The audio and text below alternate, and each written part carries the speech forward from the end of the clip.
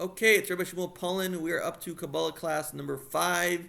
We have explained that there is ourselves and there's God's self, which knows it could create any type of hierarchy, which we call the Seder Hishtalshalus. We then contract everything that we could possibly do into one single point, and that's called the impression, the Rishimu. Then we pull out of the impression the measuring stick or line, which we'll use to make all of our choices for the hierarchy, going all the way up and all the way down.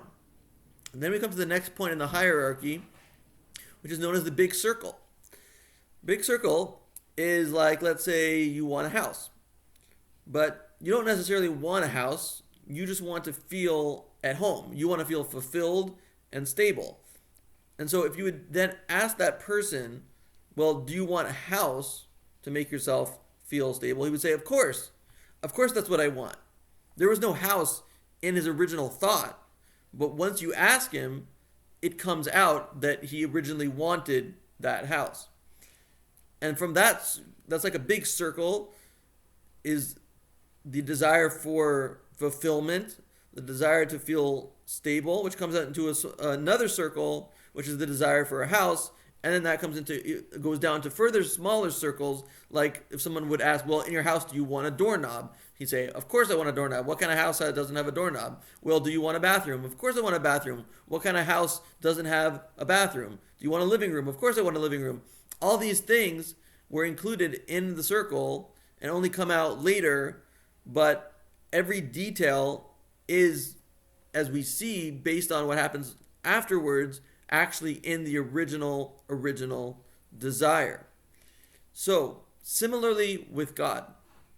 God has a general desire called dira b'tachtonim, which is to make a dwelling place, in other words, for him to reveal himself in the most boring, mundane, or evil things, the lowest possible things, the things that you would think have the least relationship with godliness, and he wants to reveal himself there.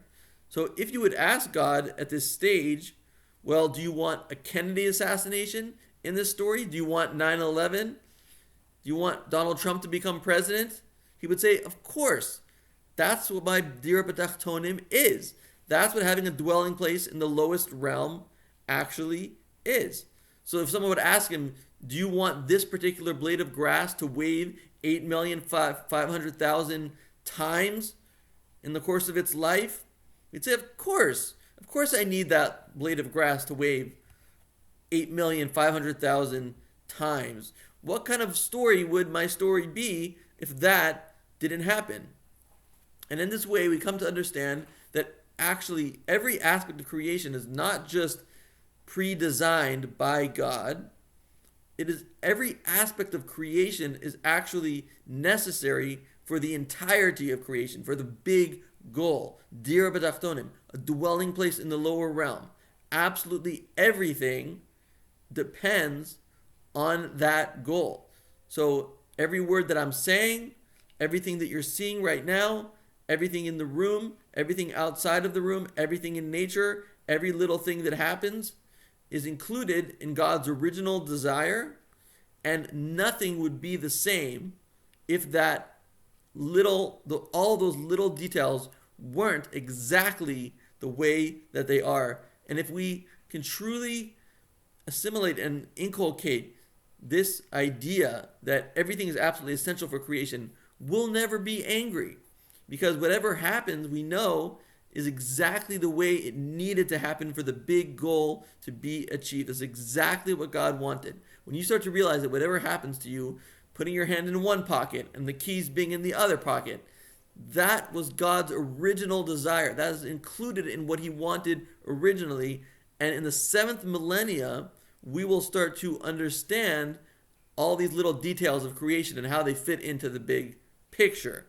We're now towards the end of the 6th millennia.